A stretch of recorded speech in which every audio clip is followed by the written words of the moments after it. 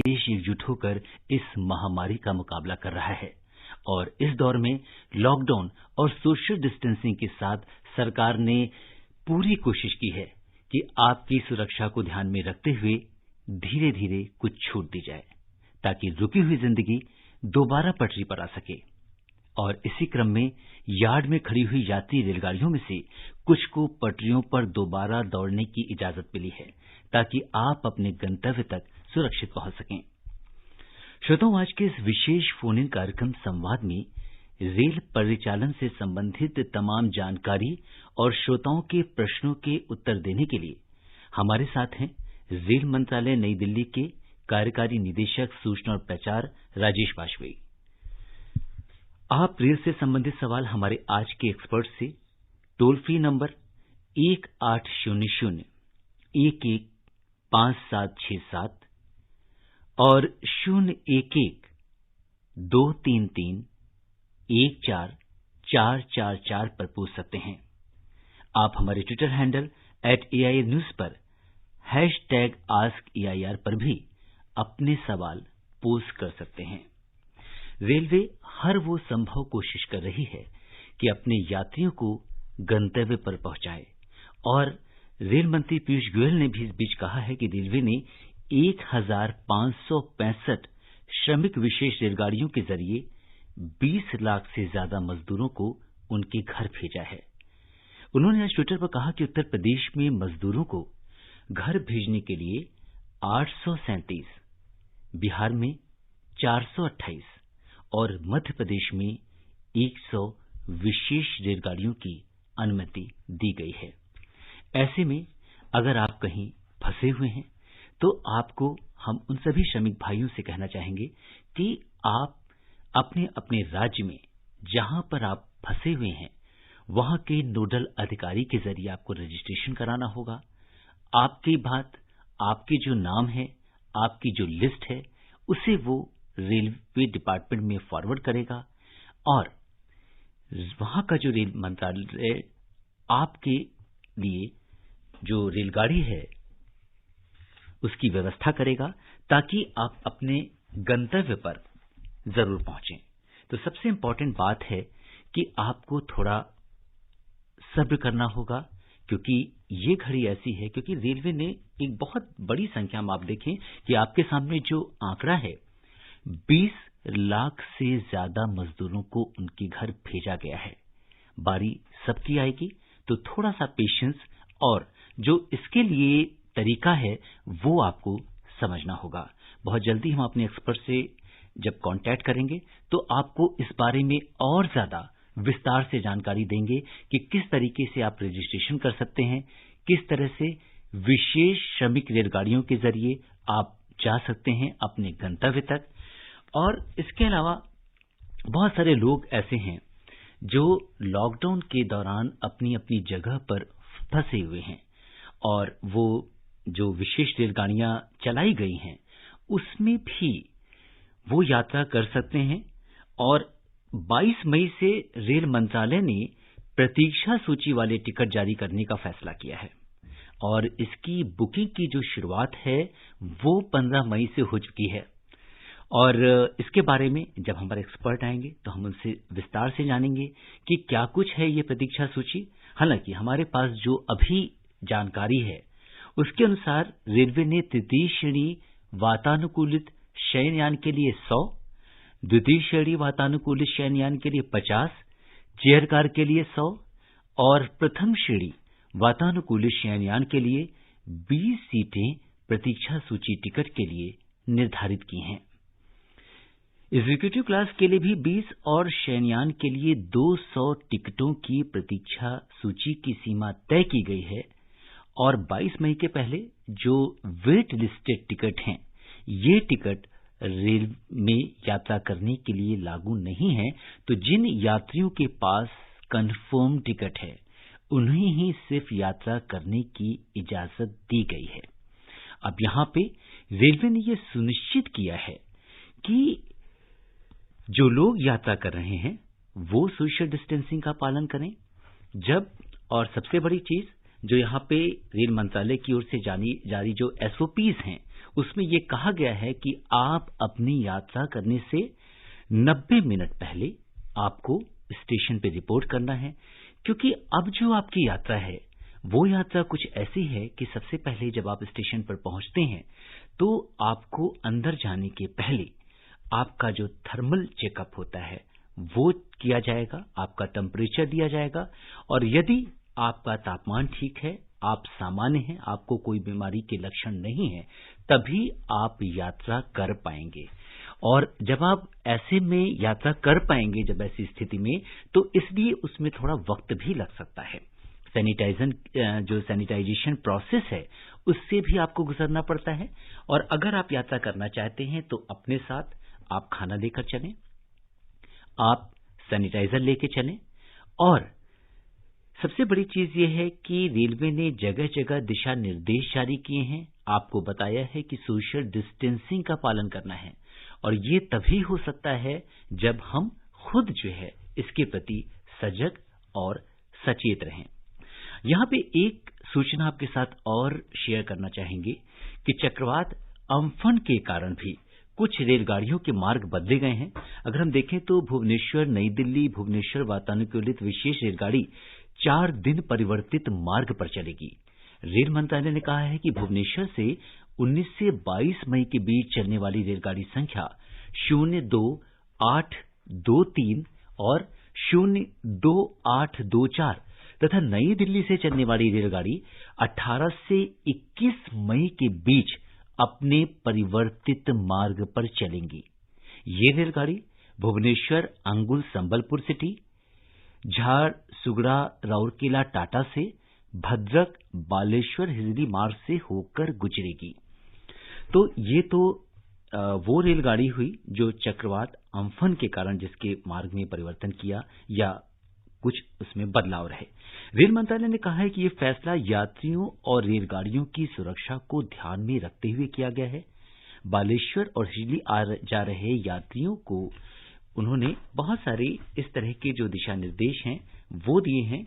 और इसके साथ अगर हम बात करें तो दक्षिण पश्चिम रेलवे जोन की, जहां पे 3 मई से कल तक 1,16,978 फंसे हुए खासकर प्रवासी श्रमिकों को अपने घरों तक पहुंचाने में मदद करने के लिए 85 श्रमिक स्पेशल रेलगाड़ियां चलाई हैं। और इस सेवा से बिहार, झारखंड, उत्तर प्रदेश, जम्मू कश्मीर और असम के मूल निवासियों को लाभ पहुंचा है। यात्रियों को रेलवे ने उनके लिए कुछ और भी व्यवस्था की है। रास्ते में यात्रा के दौरान भोजन के पैकेट, पानी की बोतल, खजूर, बिस्कुट और उन्हें छाछ भी मुहैया कराई गई है ताकि यात्रियों को अपने गंतव्य तक पहुंचने में कोई असुविधा न हो। रेलवे सुरक्षा बल यात्रियों में समुचित सामाजिक दूरी बनाए रखने, मास्क पहनना और हाथ साफ करते रहना सुनिश्चित कर रहे हैं। सभी रेल डिब्बों में हैंड सैनिटाइजर और लिक्विड साबुन मुहैया कराया गया है। तो अब ये हम सभी जो यात्री हैं, हमारी ये यहाँ पे जिम्मेदारी बन जाती है कि यात्रा करने के दौरान हम मास्क लगाए रहें, हम सैनिटाइजर का प्रयोग करते रहें, और हम जो इस तरह की जब चीजें करते हैं तो हम अपने साथ दूसरों का भी ध्यान रख पाते हैं। और इस बीच हमारे जो आज के एक्सपर्ट हैं, रेल मंत्रालय नई दिल्ली के कार्यकारी निदेशक राजेश जी। हेलो जी, नमस्कार जी। राजेश जी से हमारा संपर्क हो गया है। राजेश जी नमस्कार, कार्यक्रम संवाद में आपका स्वागत है। जी नमस्कार। राजेश जी, शुरुआत करना चाहेंगे आपसे। रेल मंत्री पीयूष गोयल ने 1565 श्रमिक विशेष रेलगाड़ियों के जरिए बताया है कि 20 लाख से ज्यादा मजदूरों को उनके घर भेजा गया है।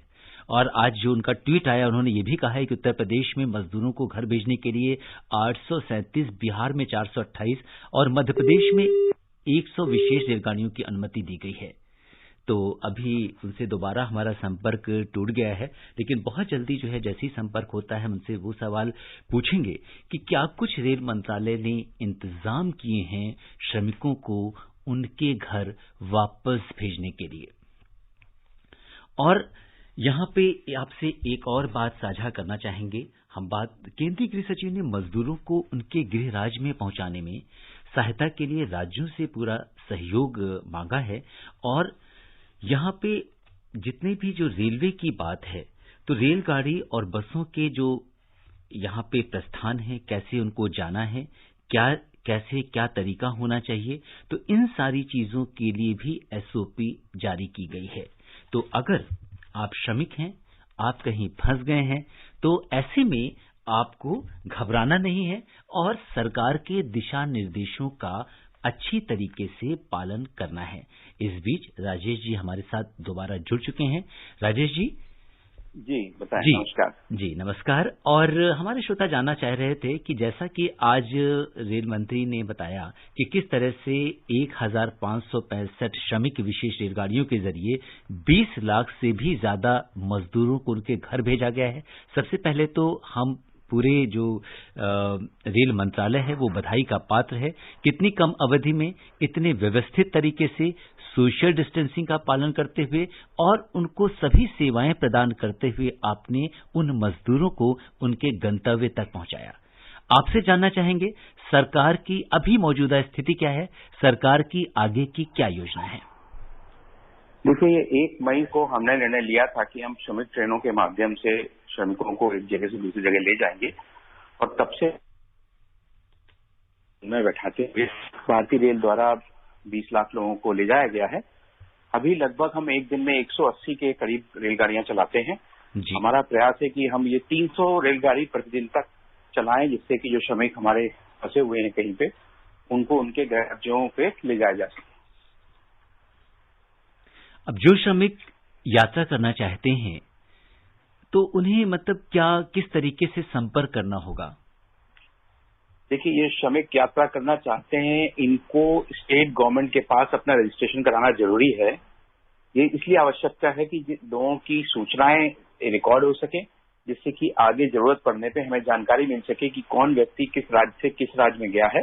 अगर किसी वजह से उनको कोई संक्रमण होता है तो उसकी कॉन्टैक्ट ट्रेसिंग हो सके, कौन लोग उनके संपर्क में आए उनकी जानकारी मिल सके। इसलिए सूचना रखना और उनका रजिस्ट्रेशन करना आवश्यक होता है। राज्य सरकारों ने इस हेतु विभिन्न ऑनलाइन माध्यम से जानकारी लगातार लोगों को बताई है कि कैसे वो रजिस्टर कर सकते हैं।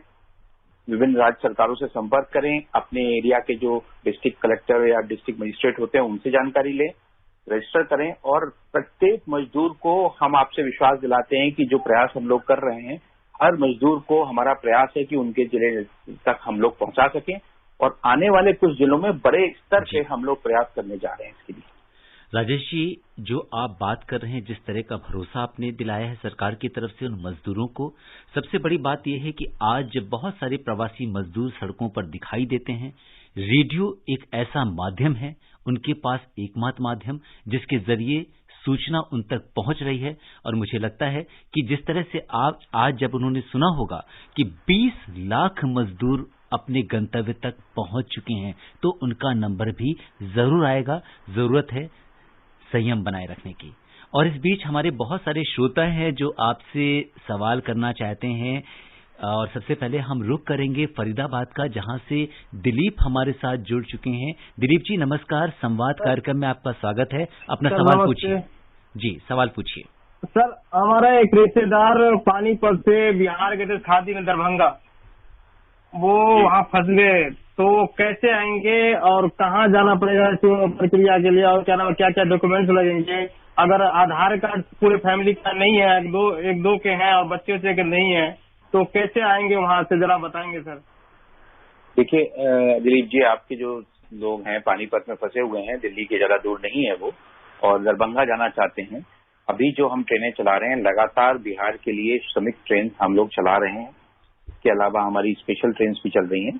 आपसे अनुरोध है कि आप श्रमिक स्पेशल ट्रेन के लिए अपना रजिस्ट्रेशन करा लें आके दिल्ली में, और उस रजिस्ट्रेशन के हिसाब से आपको ट्रेन उपलब्ध कराई जाएगी और आपको ले जाया जाएगा। आप अभी जो हम लोग ट्रेन चला रहे हैं, इसको हम बहुत बड़े स्तर पर बढ़ाने जा रहे हैं। तो ऐसा सोचने की जरूरत नहीं है कि अगर आपका अभी नंबर नहीं लग पा रहा है तो आगे भी नहीं लगेगा। भारतीय रेलवे ऐसा प्रयास कर रहा है और ऐसी व्यवस्थाएं कर रहा है आने वाले कुछ दिनों में जब ज्यादा से ज्यादा लोगों को हम लेके जा सकें। उसके हेतु इसलिए हमने लगातार राज्य सरकारों से संपर्क किया है। आप भी संबंधित अधिकारी जो राज्य सरकार है उनके पास अपना रजिस्ट्रेशन करा दें।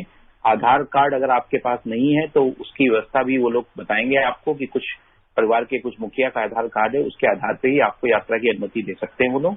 तो एक बार थोड़ा सा आपको कष्ट होगा रजिस्ट्रेशन कराने में, लेकिन उसके बाद आपको पूरा ले जाने के लिए भारतीय रेल में किसी भी तरह कोई ट्रेन की।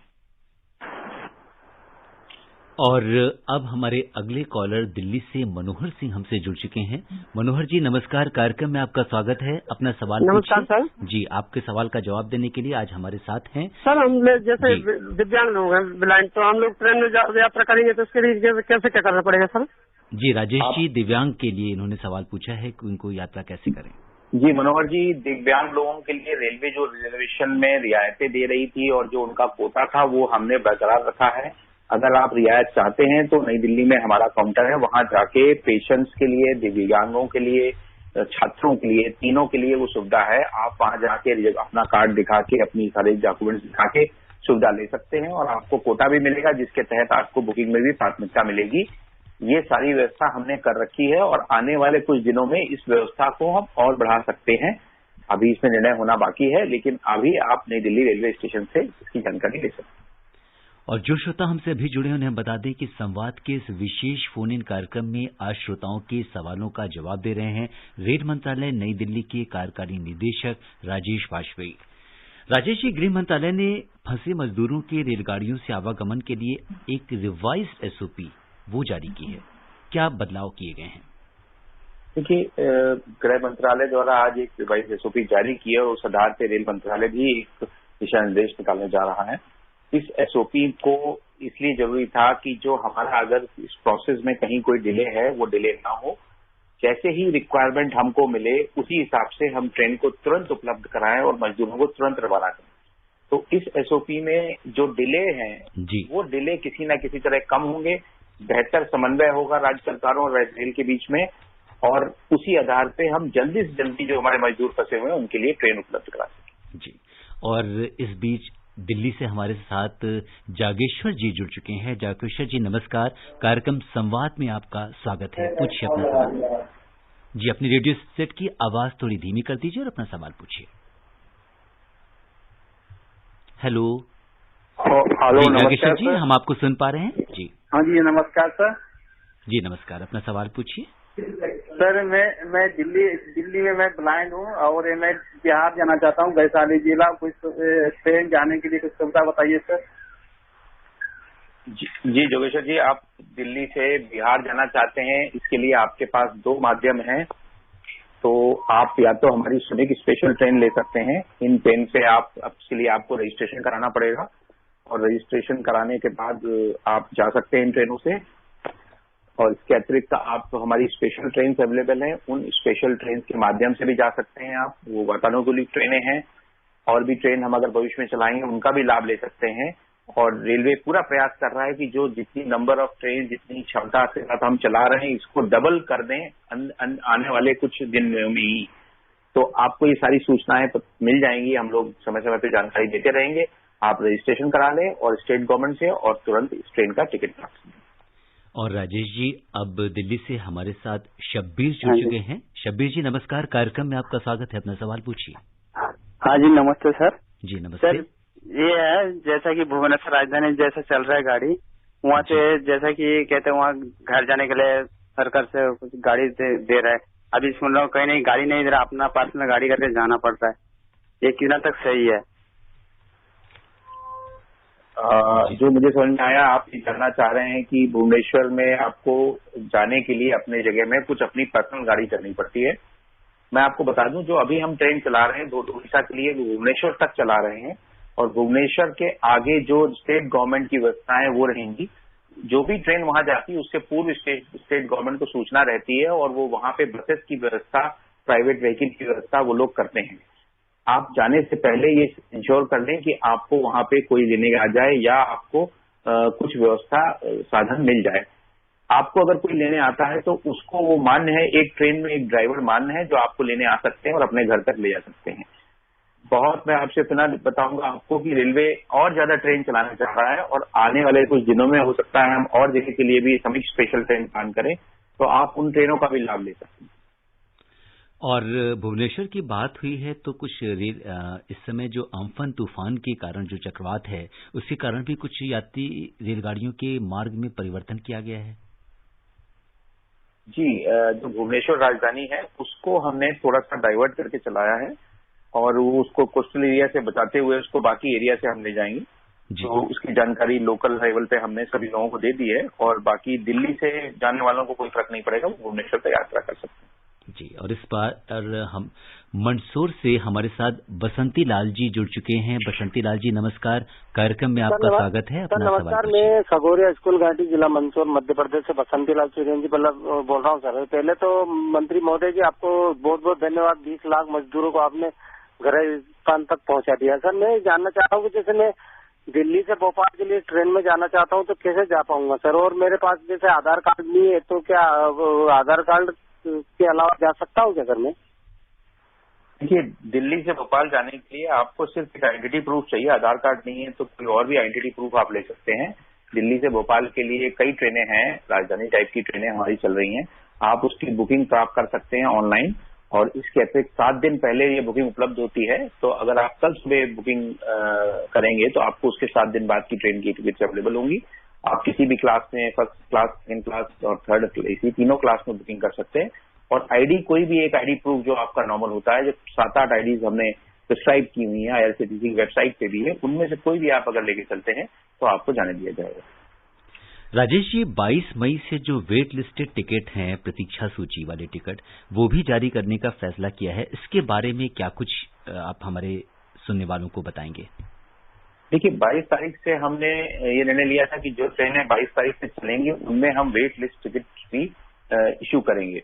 ऐसा इसलिए जरूरी था कि लास्ट मिनट में बहुत सारे हमारे यात्री अपना कंफर्म टिकट कैंसिल करते थे। जैसे किसी को अगर बुखार आ गया आखिरी मोमेंट पे और उसने सोचा कि अब मेरा जाना ठीक नहीं है, तो टिकट कैंसिल करने से वो बर्थ खाली चली जाती थी और बाकी लोग जो जाना चाहते थे वो नहीं जा पाते थे। इसीलिए रेलवे ने डिसाइड किया है कि कुछ लिमिटेड वेट लिस्ट टिकट्स भी हम इशू कर रहे हैं, जिससे कि अगर कोई यात्री आखिरी समय में कैंसिल करता है तो उसका लाभ दूसरे जाने वाले यात्री को होता है। परंतु इसमें ये बताना जरूरी होगा कि अगर किसी वजह से आपको बुखार है और आप पाए जाते हैं कि आपको सिम्टम है कोई, जिसकी वजह से आपको यात्रा कैंसिल करनी पड़ रही है, तो आपको फुल रिफंड रेलवे द्वारा दिया जाएगा। और आपके परिवार के सदस्य आपके साथ जा रहे हैं और उनको सिम्टम नहीं है तो वो जा सकते हैं और आपको नहीं जाने दिया जाएगा, लेकिन रेलवे द्वारा पूरा रिफंड दिया जाएगा। जी, और इस बीच दिल्ली से हमारे साथ जयप्रकाश जी जुड़ चुके हैं। जयप्रकाश जी नमस्कार, कार्यक्रम में आपका स्वागत है। अपना सवाल पूछिए। सर हमें मतलब छपरा जाना है, हम लोग 4 जने, एक लड़का भी मतलब विकलांग है और मतलब हम लोग मतलब आधार कार्ड 2 आदमी का है, यहाँ का डीसी का भी नंबर मालूम नहीं है। हम लोग 2-3 महीना यहाँ हुए आए हुए, तो हमें जानकारी नहीं है यहाँ कहाँ रजिस्ट्रेशन करवाना है, ये हमें बतलाइए सर। देखिए, आपके जो डिस्ट्रिक्ट मजिस्ट्रेट होते हैं उनके ऑफिस या जो एसडीएम ऑफिस हैं उनसे संपर्क करें और राज्य सरकार वहीं से रजिस्ट्रेशन करती है। इसके अतिरिक्त ऑनलाइन भी कई जगह सूचित किया गया है कई राज्यों ने कि ऑनलाइन भी आप रजिस्ट्रेशन करा सकते हैं। थोड़ा आपको कष्ट होगा ये जानकारी एकत्रित करने में, लेकिन मेरा सुझाव यही रहेगा कि आप उन जिला के लोगों के पास जाइए और वहां पे अपना रजिस्ट्रेशन करा लीजिए। क्योंकि लगातार ट्रेन चल रही है, बिहार के लिए बहुत बड़ी मात्रा में ट्रेन हम चला रहे हैं, तो आपको बहुत जल्दी ही वो ट्रेन मिल जाएगी और आप अपने घर जा पाएंगे। और इस बीच मिथिलेश जुड़ चुके हैं हमारे साथ दिल्ली से। मिथिलेश जी नमस्कार, कार्यक्रम में आपका स्वागत है। अपना सवाल पूछिए। जी मिथिलेश जी। मैं जो है 5 आदमी के साथ दिल्ली में यहाँ सदर बाजार में फंसा हूँ, तो मैं रजिस्ट्रेशन करवा चुका हूँ। हेलो, मैं रजिस्ट्रेशन करवा चुका हूँ, 5 दिन हुआ है। तो मेरा गाड़ी कब तक मतलब आ जाएगा ये श्रमिक स्पेशल में जो मजदूर को ले जाते हैं? जी राजेश जी, 5 दिन हो गए इनको रजिस्ट्रेशन कराए हुए, दिल्ली में हैं ये, कितने दिन में इनका नंबर आएगा ये जानना चाहते हैं। देखिए, इनको मैं यही बोलना चाहूंगा कि ये राज्य सरकार ही ये तय करेंगी कि किसको ले जाना है और कितने दिन का उनके पास वेटिंग है। परंतु हमने, जैसे मैंने इनको बताया कि अगले 2-3 दिन में हमारा पूरा प्रयास है कि हम संख्या अपनी बहुत ज्यादा बढ़ा दें ट्रेनों की, और उसके लिए तैयारी भी हमने कर रखी है। तो जितने भी लोग इस तरह से अगर वेट कर रहे हैं और स्टेट गवर्नमेंट के टच में रहें, जल्दी ही इनका नंबर आएगा और उनको जल्दी ही हम स्टेशनों से लेके और उनके गंतव्य तक पहुंचा देंगे। और राजेश जी, यहाँ पे ये भी समझना चाहेंगे कि जैसे ही आपको जिस तरह की चीजें आती हैं, जिस तरह से आपको राज्य सरकार के द्वारा वो लिस्ट आती है, आप तुरंत उस ट्रेन को चलाने की व्यवस्था करते हैं और जो भी लोग फंसे हुए हैं, हमारे जो प्रवासी मजदूर भाई हैं, उनको उनके गंतव्य तक पहुंचाने की कोशिश करते हैं। जी, आपका सवाल थोड़ा सा बताएंगे क्या? जी, मैं ये कह रहा हूँ कि जब राज्य सरकार से, जैसे इन्होंने प्रश्न किया कि इन्होंने भेज दिया है, तो राज्य सरकार से जैसे ही आपके पास वो सूची आएगी, उस सूची के आधार पर आप तुरंत उसके ऊपर एक्शन लेते हुए उन श्रमिक भाइयों को उनके गंतव्य स्थानों तक पहुंचाने की कोशिश करेंगे। जी, बिल्कुल सही है कि राज्य सरकार को ही ये निर्णय लेना होता है कि किन लोगों को ले जाना है, क्योंकि उनके जाने से पहले उनका हेल्थ चेकअप भी होता है, उनकी स्क्रीनिंग होती है, उनका रजिस्ट्रेशन होता है, नाम पता नोट होता है। और हम लोग डेली बेसिस पे राज्य सरकार जितनी ही ट्रेन बोलती है वो सारी ट्रेन उपलब्ध करा रहे हैं। और राज्य सरकार से लगातार बात हो रही है, आज भी दिल्ली में और अन्य जगहों पे राज्य सरकारों से बातें हुई और हम लोगों ने निर्णय लिया है कि हम ज्यादा से ज्यादा ट्रेन किस तरह चला सकते हैं, उस पर चर्चा हुई है और बहुत जल्दी हम ट्रेन बढ़ा जाएंगे। और इस बीच दिल्ली से संजय जुड़ चुके हैं संवाद कार्यक्रम से। संजय जी नमस्कार, कार्यक्रम में आपका स्वागत है। नमस्ते सर। जी, अपना सवाल पूछिए। जी सर, मेरा नाम संजय और मैं 100% ब्लाइंड हूँ। जी सर, हमें नई दिल्ली से गोरखपुर जाना है सर। जी संजय जी, आप ब्लाइंड हैं, मैं समझ सकता हूँ आपको दिक्कत हो रही है। जो ट्रेन हमने अभी चलाई है 14 पेयर, वो ट्रेन के डेस्टिनेशन स्टेशन पे ही उन्हीं स्टेशनों के लिए फिलहाल हम ट्रेन चला रहे हैं। हमारी श्रमिक स्पेशल ट्रेन चल रही है गोरखपुर के लिए लगातार।